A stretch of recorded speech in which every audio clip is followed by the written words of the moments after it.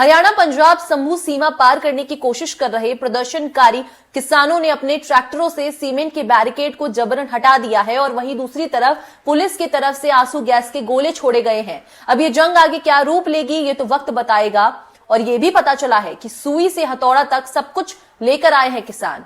इनके पास पर्याप्त डीजल है और पत्थर तोड़ने के हर एक औजार भी हैं।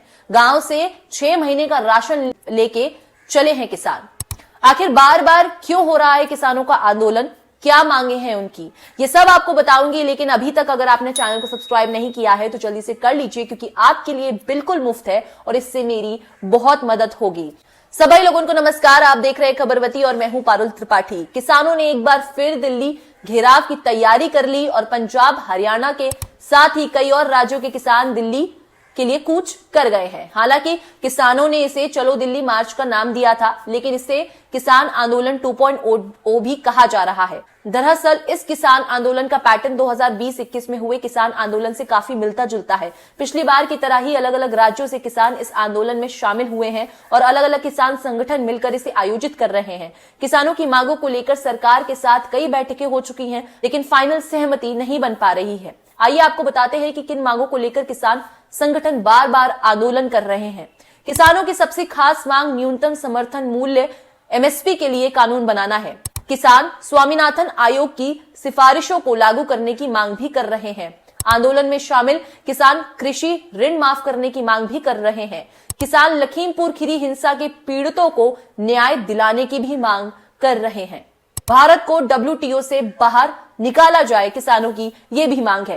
कृषि वस्तुओं, दूध उत्पादों, फलों, सब्जियों और मांस पर आयात शुल्क कम करने के लिए भत्ता बढ़ाया जाए, ये उनकी मांग है। किसानों और 58 साल से अधिक आयु के कृषि मजदूरों के लिए पेंशन योजना लागू करके 10,000 रुपए प्रति माह पेंशन दी जाए।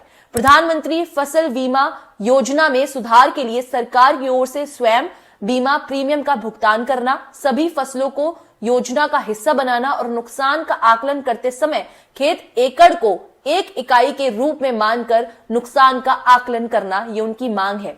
भूमि अधिग्रहण अधिनियम 2013 को उसी तरह से लागू किया जाना चाहिए और भूमि अधिग्रहण के संबंध में केंद्र सरकार की ओर से राज्यों को दिए गए निर्देशों को रद्द किया जाना चाहिए। कीटनाशक बीज संशोधन करके कपास सहित सभी फसलों के बीजों की गुणवत्ता में सुधार किया जाए। ये तो किसानों की मांग है जो वो सरकार से कर रहे हैं और इन पर सरकार और किसानों की सहमति नहीं हो पा रही है। किसानों के दिल्ली घेराव को रोकने के लिए हरियाणा और पंजाब से लगने वाले सिंघू बॉर्डर पर कटीले तार लगाए गए हैं।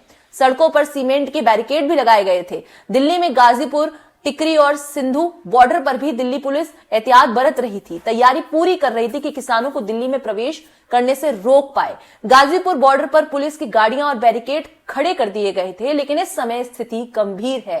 किसान पूरी तरह अपनी मनमानी कर रहे हैं और पुलिस भी अपनी पूरी एड़ी से चोटी तक का जोर लगा रहे हैं। इस वीडियो को बनाने का मकसद सिर्फ इतना ही था कि किसानों की मांगों की जो तस्वीर है वो साफ हो सके, विस्तार से आपको भी पता चल पाए कि इतना हड़कंप क्यों मच रहा है सरकार और किसानों के बीच में।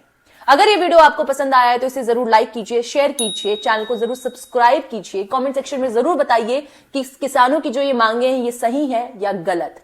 और ऐसे ही खबरवती को ढेर सारा प्यार देते रहिए। शुक्रिया।